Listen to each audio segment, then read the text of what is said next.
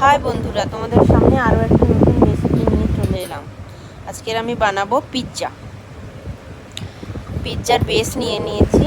নেওয়ার পরে পিৎজার বেসের উপরে যে এই ম্যারিনেশনটা লাগাচ্ছি না, এই ম্যারিনেশনটা আমি 5-7টার ওপরে টমেটো নিয়ে সেদ্ধ করে নিয়েছি। সেদ্ধ করার পরে টমেটোর ছিলকাটাকে ফেলে দিয়ে মিক্সিতে পিষে নিয়েছি। তার মধ্যে একটা প্যানের মধ্যে পেঁয়াজ কুচি, শিমলা মির্চ কুচি, বেবি কর্ন, বড় কর্ন নিয়ে ভালো করে রোস্ট করে তারপরে টমেটো পিউরিটাকে দিয়ে ভালো করে একটা ম্যারিনেশন তৈরি করে নিয়েছি। খুব হালকা সামান্য পরিমাণে নমক দেওয়া আছে। তারপরে এই বেসের উপরে ঠান্ডা করে নেবে।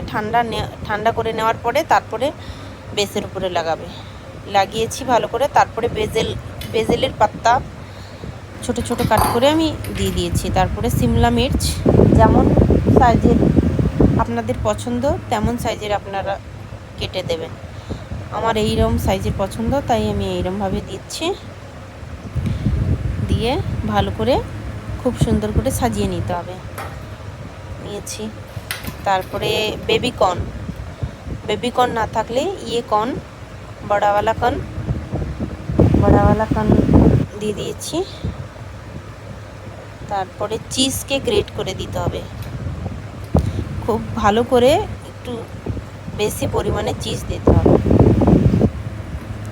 তোমরা দেখতে পাচ্ছ, চাইলে ছোট গ্রেটার নিয়ে ছোট গ্রেট করতে পারো। আমার বড়টাই ভালো লাগে, তাই বড় গ্রেটার দিয়ে চিজগুলোকে গ্রেট করে নিচ্ছি। গ্রেট করে বাস রেডি হয়ে গেছে। এবারে ওভেনের মধ্যে রেখে দেব। 20 মিনিটের মধ্যে রেডি হয়ে যাবে।